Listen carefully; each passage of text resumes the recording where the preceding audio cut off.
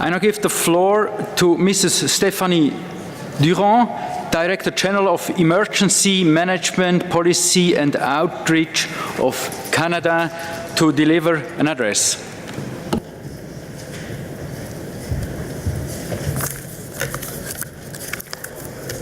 Excellencies, distinguished delegates, Mr. Chair, thank you for the opportunity to address you on behalf of the Government of Canada, and I will do so in Canada's both official languages.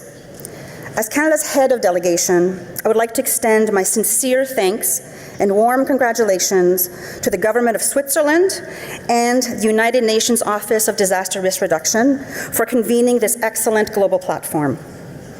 All countries are facing an increase in the frequency and severity of disasters, causing great loss of life and hardship, destroying livelihoods, and weakening our economies. Canada is not immune. From coast to coast to coast, disasters have displaced hundreds of thousands of people and caused tens of billions of dollars in damages in the last decade.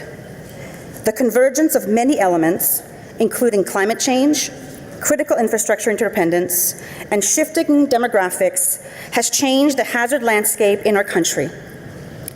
These hazards are wide-ranging and include floods, wildfires, drought, extreme heat, tropical storms, permafrost thaw, and coastal erosions. Nous savons également que les risques associés à ces dangers continueront d'augmenter dans un avenir prévisible. Pour illustrer ce point, j'aimerais citer un rapport récemment publié par le gouvernement du Canada qui dresse un portrait saisissant de nos changements climatiques. Il s'agit du rapport sur le climat changeant du Canada, un document contenant des conclusions très importantes, notamment le fait que le climat au Canada se réchauffe 2 fois plus que la moyenne mondiale. Le rapport a conclu que ce changement rapide contribuera à des événements météorologiques extrêmes plus fréquents et plus graves. Les catastrophes dont nous avons été témoins ces dernières années sont l'expression de notre vulnérabilité.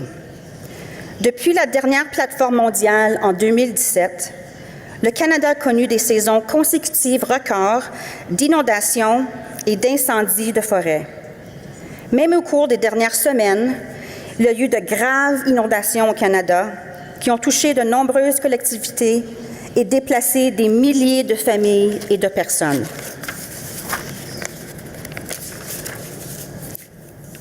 Despite these facts, the Government of Canada is hopeful that by working with our partners, both domestic and international, that we can better prepare and prevent, mitigate and respond, as well as recover from these events, ultimately reducing our risk and increasing our resilience.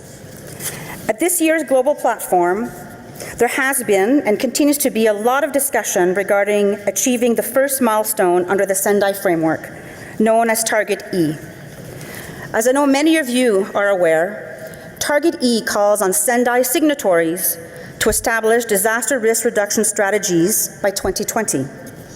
That is why I'm pleased to announce that earlier this year, the Government of Canada, along with provinces, territories, and Indigenous communities, released the Emergency Management Strategy for Canada toward a resilient 2030. The national strategy, which will help meet our commitments under the Sendai framework, was the culmination of more than 2 years of engagement and consultations with diverse stakeholder groups across the country.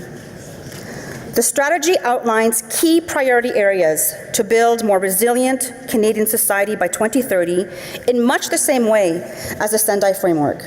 Our goals are to enhance whole-of-society collaboration, improve the understanding of disaster risks in all sectors of society, and increase the focus on prevention and mitigation.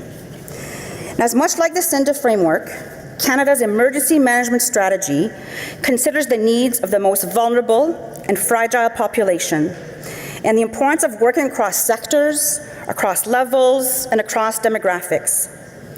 The strategy also calls on all orders of government.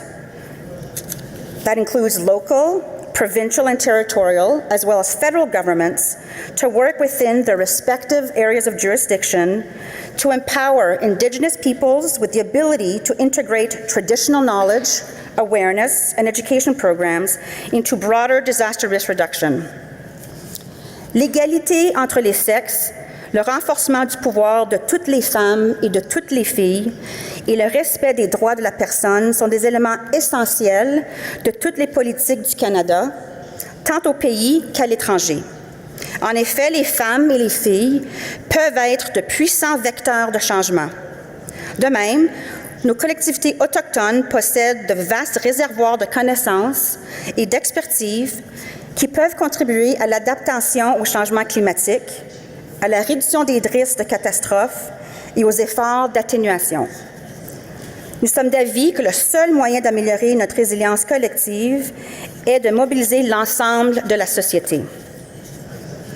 Canada is committed to working towards a shared vision of safer and more resilient communities at home and abroad. Canada focused the attention of world leaders on global resilience to disasters by making it a priority of its G7 presidency in 2018. At the Charlevoix G7 Leaders Summit, Canada announced 100 million Canadian for climate risk insurance coverage in vulnerable countries, including small island developing states and the Caribbean, as well as 60 million Canadian to support the expansion of resilient energy systems.